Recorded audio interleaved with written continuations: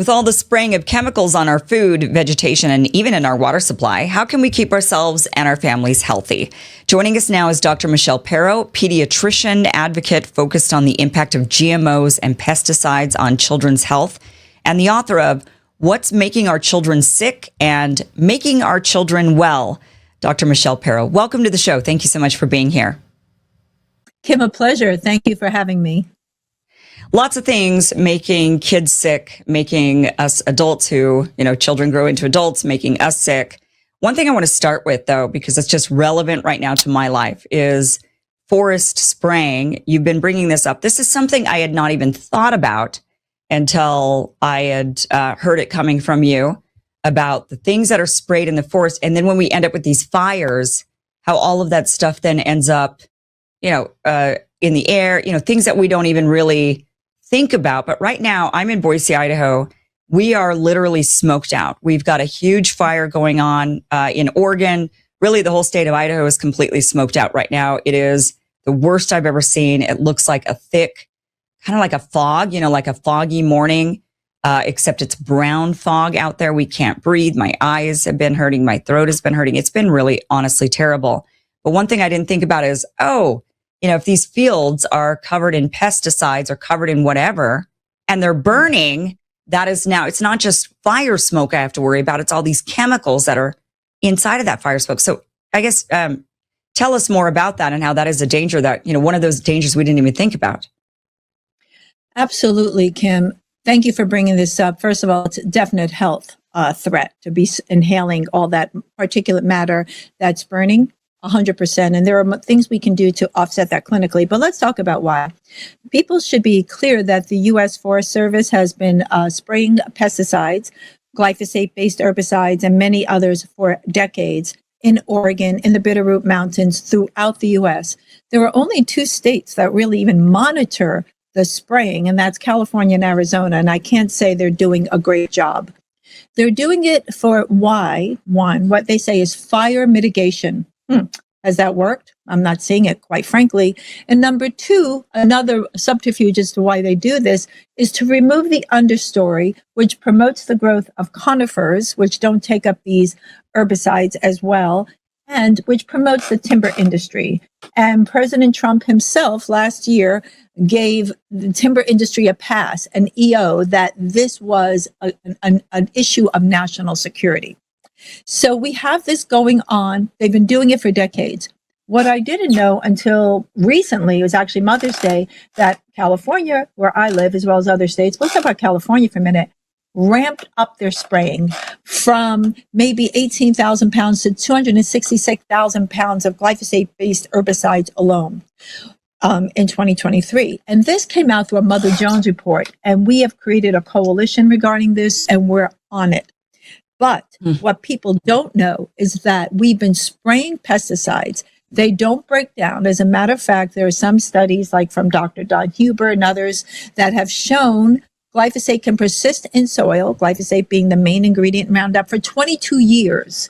When these chemicals are ignited, they produce toxic byproducts.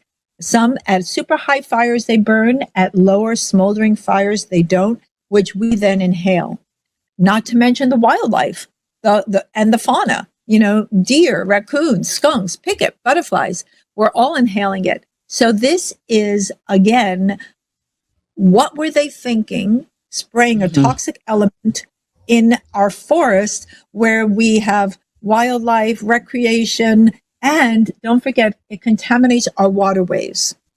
And so we have this multi-tiered issue from the use of pesticides by U.S. Forest Service, National Parks Departments, California Parks, and even some 501c3 private agencies like the Nature Conservancy. So This is what we as a group are investigating presently, and others as well. I had no idea that they were spraying forests with glyphosate. I think when we think about glyphosate, we're thinking it being sprayed on the farms and not on the forests. But you're right. It looks like they do this in order to clear the competition of other like brush and grasses and broadleaf trees that outgrow the evergreen conifers. So they're trying to protect the conifers, and they're trying to clear out all that other competition. And that is, I guess it says right here, chemical spraying is significantly cheaper and faster over large terrain than hiring crews to manually cut back the unwanted vegetation. So they're doing it as a cost saving mechanism for their businesses. Wow. And then when these things go up in flames, and you're right, even if they don't go up in flames, I mean, this stuff still ends up in the water system, I would imagine. And, they say there are no other modalities to manage this dense brush. There are other modalities. They're more expensive, maybe not as convenient, such as goats. Goats clear this stuff very effectively. Right. You can use even electricity. You can use hot water. You can, bring cattle through. There are other things that can be used. And I'm not an expert on how we mitigate fires by any stretch of the imagination, but we have shown successes in small areas, and the chemical industry must stop, because don't forget, pesticides are biocides. Biocides mean kill life. And they're using not just one herbicide, cocktails of herbicides, many herbicides. You should see the list, Kim. It's shocking. And what we don't report on is what happens when many of these chemicals are together. That's called negative synergism. When these chemicals branch out together, they form more toxic compounds. And that's not even addressed. Oh, gosh. How are we going to get healthy? How are we going to get healthy? I mean, this is just, it just seems like at every turn, it's like we're just combating chemicals, hormones, whatever it is they're pumping into our food supply, into our water supply, into our air, like we're talking about with the fires burn that now gets into the air. I mean, these are essential to life, obviously, water, air, food, and yet it's all poisoned. It's all poisoned. I mean, of course, this is going to have an impact on children. It's going to have an impact on people in general, on animals, on everything. How are we not thinking this through? And why are we doing this? Is there like a point in time when this really ramped up and started, where you could say, okay, it was at this decade, this kind of years when it really ramped up. And prior to that, we could kind of study and say, before we had all of these chemicals, this is what life looks like. Absolutely, Kim. The year was 1996, and that was the introduction of genetically modified crops. When we introduced GMOs, thank you, Monsanto Bayer, Roundup Ready crops, Monsanto now owned by Bayer, then we started growing crops, spraying massive amounts of glyphosate because the crop wouldn't die, glyphosate-based herbicides. But what we also started doing, in addition to spraying more glyphosate, as weeds became more resistant, we had to increase the genetic modifications and add more toxic formulations, dicamba, 2,4-D. Additionally, what happened is, if that wasn't enough, they said, wow, glyphosate-based herbicides can be used as a crop desiccant for crop dry down. So they would use it to hasten the crop production. Canada uses it all the time, even worse than us, actually. And so then they're spraying the pesticide right at harvest. So the crops like wheat, oats, legumes, crops that kids normally eat high amounts of, are just loaded because they're using it as a desiccant. Now, if you apply that to the forest fires we were just talking about as well, they're drying down the soil, which in my mind would make it more combustible. There's no moisture in the soil because glyphosate-based herbicides, it's not the only pesticide they use, is a desiccant. It dries down. So when you remember what glyphosate was founded on, it's an antibiotic and it's a metal chelator. It binds minerals. It basically is killing the soil. The soil is anonymous to our gut, our microbiome. So that is exactly what's happening to children and adults and our cats and dogs. So what's driving the epidemic of chronic disease in American children, American dogs, is chronic poisoning. Food, air, water, EMFs, electromagnetic frequencies, and experimental injections, not to mention social media. Right. And a lot of that, I mean, when you say 1996, I mean, that's obviously the vaccine industry has exploded since prior to that, about 1986, about 10 years before that is when the vaccine industry started to really explode. But when you really think about 1996, this is interesting because this is also kind of when cell phones started, right? I mean, the cell phone industry having that on you, like you said, social media, and also just we're carrying around this device in our pockets. Who knows what that's really doing to us? We're kind of all the experiment on that. And that really started, I would say 1996. And then over the next 10 years, it really exploded, the cell phone industry, social media, of course, after that, probably around 2005, 2006, maybe a little earlier with MySpace, but kind of really ramped up. But when you really look at that, I was fortunate, I guess in 1996, I was 16. So I guess maybe I got the clean childhood to some degree, before. But then when I look at the kids, the generation below me, and they've just had increasing, like I always question this, the whole, the kids are having increasing depression. They obviously have increasing obesity. They have an increasing lack of good health, but they also have increasing mental illness, like the depression, a variety, maybe a lot of them thinking, oh, actually I'm a boy when really I'm a girl, or maybe I'm a girl and I'm a boy, just these kind of differences that people attribute mostly to cultural. They're thinking, oh, well, this is a cultural thing. The kids are being indoctrinated by their liberal teachers or whatever. And that may be true. But also one thing that might be true is we've poisoned them since birth. So how could their brains develop properly? How could they develop in a way that's healthy if they're being poisoned from the womb on? And if you look at 1996, that would be the kids that, if they were born around that time or being conceived in the late 90s to early 2000s, that's the young generation that we're talking about right now that seems to have a lot of problems. Kim, absolutely. And we actually understand the mechanisms on how this happens. It's not a mystery. People say we don't understand it or it's a cultural phenomenon. Absolutely not. To your point, there is no doubt that 5G rollout has played a huge role. Now it's going to be 6G, and the effect of electromagnetic frequencies on our health. That's clear cut. We've known that actually since the 1970s in some of the Russian literature. But I want to talk about some of these herbicides and pesticides. I'll share with you a mechanism. For example, glyphosate-based herbicides, they're in everything. School lunches, 94%. Drive-through, 100%. If you eat out, it's in the food. If you eat out, you're going to get canola oil, which is genetically modified with Roundup. Okay. So what that does, it takes out bifidobacteria. That's a microbe you need for neurologic health. That bifidobacteria makes something called acetic acid. Acetic acid is the precursor for acetylcholine. That's the chemical, the neurotransmitter you need to run a part of your brain for focus, for abstract thinking, for higher level thinking.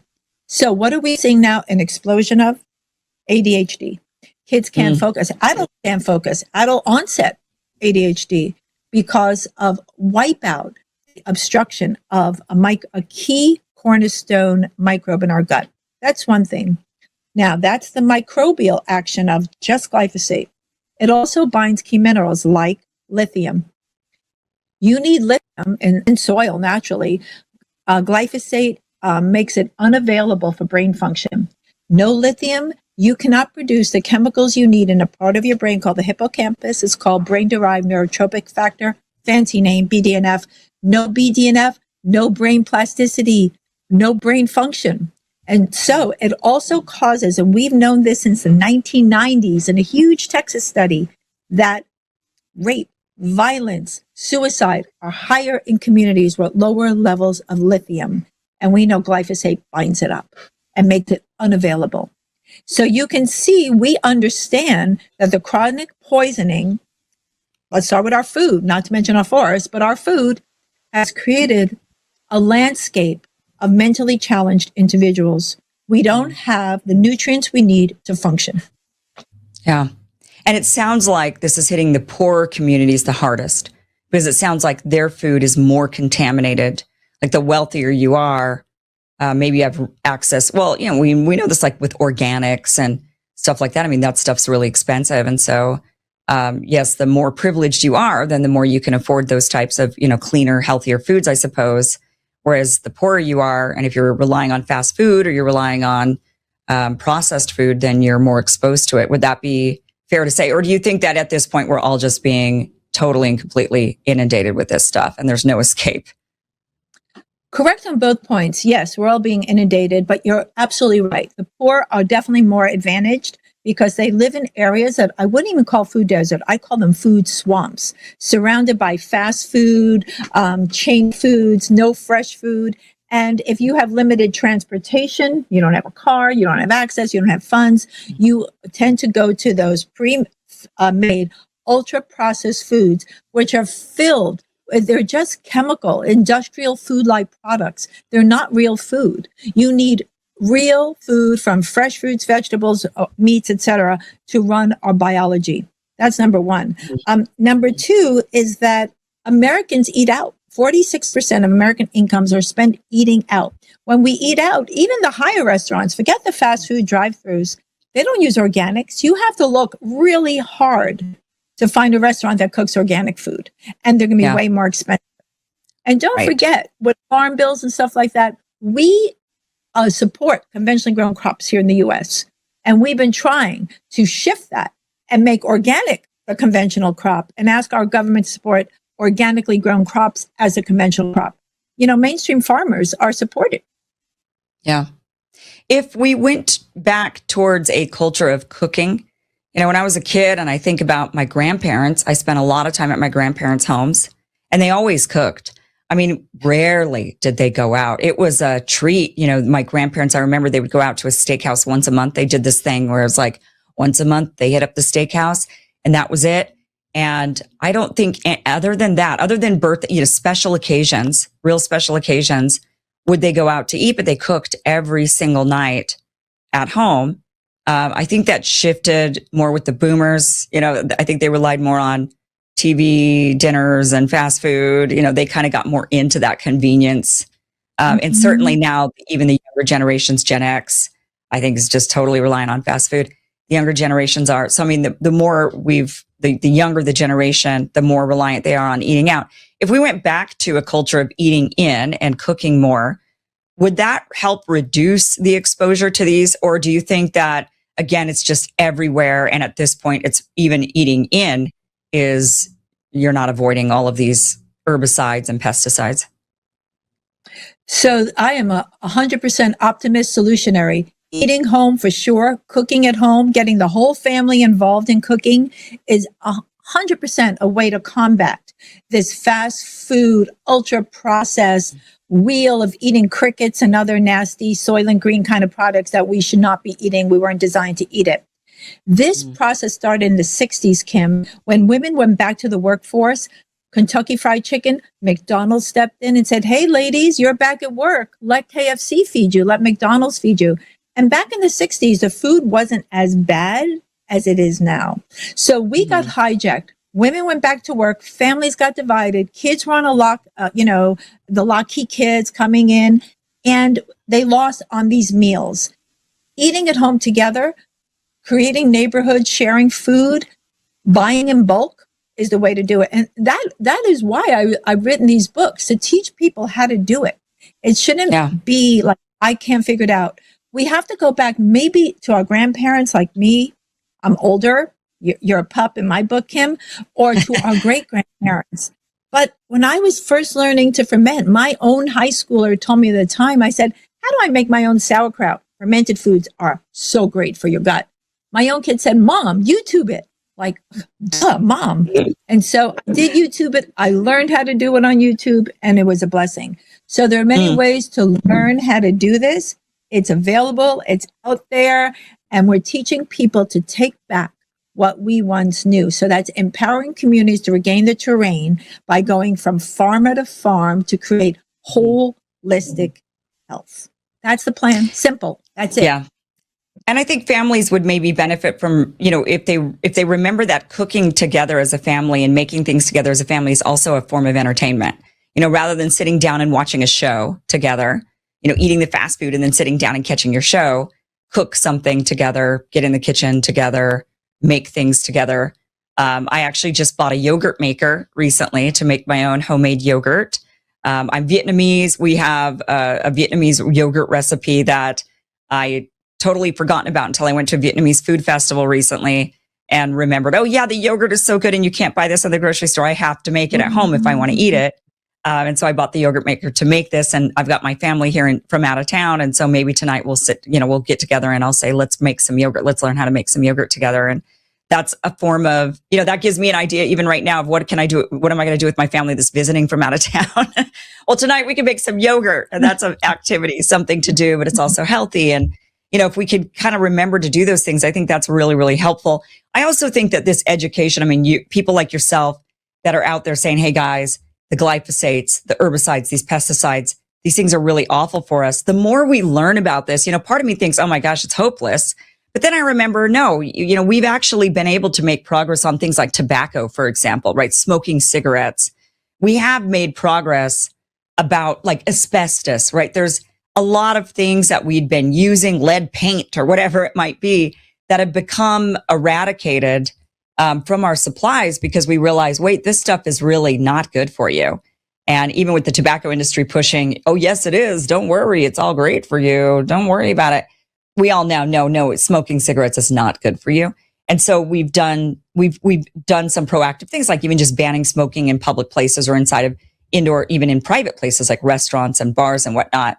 And so there is hope, actually, that the more we educate, the more we learn about this, that we might actually be able to put a stop to these types of things entering into our food, water, and air supply. Do you feel that hope? Or are you like, how far off do you think we are? How many decades or years do you think we are? Well, there's so many great points you make, Kim, a lot to unpack, but total hope and empowering people. Remember, there's something called the economic tipping point. When Americans, as little as 5% shift a buying habit, a product they use, shifting to organic, industry takes notice. And all of a sudden, they're producing more organics. So where you spend your money really makes a difference. So that's called the economic tipping point. I am full of hope because I believe in grassroots activism, empowering not just families, individuals, millennials, Gen Zers, the whole group to take back their health is so empowering to get back in the kitchen and make good food and invite friends and family to share your meals. Beautiful. And to your point, a fermentation party. I just did a fermentation class and in a book talk, and we made, I brought my own sauerkraut, which is actually very good. A Korean friend of mine taught me how to do the best sauerkraut. Thank you, Jumi. Her name is Jumi. And so Jumi, and I brought my own sauerkraut as a raffle prize. People loved it. There were 50 people in this class. I was shocked so many people showed up. I'm like, wow. So learning to ferment, yogurt makers, making it from coconut milk, almond milk. I made cashew milk last night. I made peaches and cream for some dinner guest I had last night with my own pickled red onions and turnips and my own sauerkraut. Our guests were like, whoa, this is delicious. Yeah. Super easy. And when you ferment, let's say you're making your yogurt, you take the probiotics you want, put it in your liquid of choice, dairy or otherwise, add some food for those microbes. It's called inulin. It's an onion. Microbes love it. Cook it for 24 hours, normally at 100 degrees, and you will get the most tasty, best tasting yogurt, super affordable, way cheaper than the store. Yeah. And when I think about my best memories with my grandparents, for example, with my grandmothers, it was when we made things together. It's just like I look back and when my grandmother taught me how to crochet or to make her potato salad, or, my other grandmother, when she taught me we'd make tea every night and drink tea. My Vietnamese grandmother, she, taught me how to make certain Vietnamese foods and stuff. And it's like, these are the things that we remember. These make the memories that people. So, there's a lot of, so it's not just about eating healthy and trying to clear out a lot of these things that they're spraying all over our unhealthy food, but it's also, this is just good for your soul too. It's not just good for your health. It's good for everything. There's so many benefits to trying to change our lifestyles and living a bit healthier. But I think one of the big issues is because we do have such a fast food lifestyle. And I don't just mean fast food, eating the fast food, but just the lifestyle is fast food, right? Like social media, we're now down to TikTok videos. Like we need 1 minute. We can't even watch a 20-minute video anymore. We're like, it's 1 minute or less is all we can do. We're just fast food consumers. And that has created this behemoth of industries that they're like, well, the faster, the better, rather than, like you said, clearing out the brush by using actual labor or goats or something. They're instead like, oh, just spray the chemicals. It gets it done faster. Yeah. Okay. And then it also, look what it's doing to our children. Look what it's doing to our health. Look what it's doing to our animals. So just kind of going back to this, kind of getting rid of the fast food lifestyle in every aspect, I think would definitely be really helpful, helping us live healthy. And I hope that, the more we learn about these terrible chemicals that are being sprayed all over the place, that there will be more pushback. I do think, I'm with you, I've got some hope here, because I do think that there's a lot of lawmakers on both sides of the aisle that are now starting to say, hey, we don't want this in our food supply. We have to have clean food. We have to have healthy food. I wish Bobby Kennedy would have been able to do more. I don't know what's going on with that. I mean, that's, as he stands there while Trump's like, glyphosates are good. It's just unbelievable what's going on with the MAHA movement, but the MAHA movement is still alive and well with the people. And I think that definitely people getting out there, talking more, the education, and people being outraged on both sides of the aisle. I think everybody can agree. We don't want to have unhealthy food. We don't want to be eating chemicals. We don't want to be breathing chemicals or drinking chemicals. I think that's bipartisan. So hopefully there is hope. Kim, you make so many excellent points. I mean, you must have been a physician in another life. I'll just tell you, a health educator. But to point number one, there's a cost of convenience. The drive-through mentality has got to go. The slow food movement. So slow it down, people, particularly with what we're eating. Food matters. And because mainstream medicine doesn't teach it, Bobby tried to do that, bring nutrition education into medical schools. So he's trying. I don't know if he's handcuffed, what's happening there with Bobby, in HHS. But glyphosate got the EO. Trump gave an executive order. Glyphosate's needed for national defense. And so did our governor Newsom. Right. And last year said, hey, we need glyphosate for fire mitigation, gave industry a pass, no regulation, no oversight. So it's both colors, people. It's red and it's blue. And we're trying to create a bipartisan eating, healthy eating across the aisle, folks. So to your point, it shouldn't be that hard to feed our families. You shouldn't need a PhD. You shouldn't need to be wealthy to eat well. And of course, I even talk about with families growing it yourself. Growing herbs in your apartment, in your window, doesn't take a lot of room. Everybody can grow herbs, and even herbs are such key components of good health, whether it's rosemary, cilantro, etc. There are things we can do. It's not to say there's nothing we can do. COVID, the reason why I wrote the second book was COVID ushered a period into American thinking that the only way to boost our health was through a vaccine. And that is pure mythology, Kim. There are so many things in your kitchen. Food is medicine. In your herbal cabinet, if you like herbs. In your homeopathic cabinet, FDA has been trying to get rid of homeopathy since 1910, but that's another thing. Manipulative medicine, prayer. There are so many ways to heal. And so what we're trying to offer families is individuals, your dog, your cat, you. There are so many ways to get back on track, and we have to push the government to do what we want them to do. And to your last point, we are in control. We pay their salaries. Yeah, absolutely. Dr. MichellePerro, thank you so much for being here. Author of What's Making Our Children Sick, also the author of Making Our Children Well. So definitely recommend getting both of those books, reading them, and getting into a healthier lifestyle because, we can definitely keep pushing the government. We will keep trying to push the government in order to do something. But the first step is do something for yourself, do something for your own kids, your grandkids, wherever it might be. You start from home and then we can work our way out from there. Certainly we can make this more of a movement. I think I love that the MAHA movement is in existence, that it's happening. This is, I think, the most consequential thing for our individual health. And that will reverberate into the government at some point when families are starting to really demand it. Also, the website is gmoscience.org. The links are down below to the books and to the website. Dr. MichellePerro, thank you so much for being here and educating us on this. And I just love that you have solutions. I love that. A lot of times we just talk about all the bad and we don't have solutions, but I love that you bring solutions to the table as well. So thank you. Thank you, Kim.